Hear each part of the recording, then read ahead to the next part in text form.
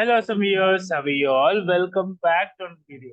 Guys, in this video, we are going to discuss how to switch on the cruise mode for XUV 300. Alright, guys, let us start the video. So now here you can see my finger. My finger is tilting towards up and down. If you click on up, cruise mode will switch it on. See here, I am clicking on the top. Okay, and cruise mode will switch it on. So just drive. Now you can see the cruise mode is on.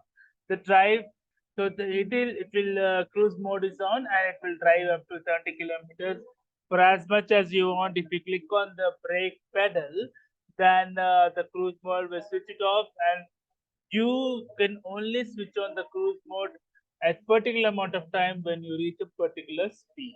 Okay. Hope you have liked the video, guys. If you like the video, please click on like. If you're new viewer, please subscribe. Till then, guys, take care. Have a great day. Bye bye.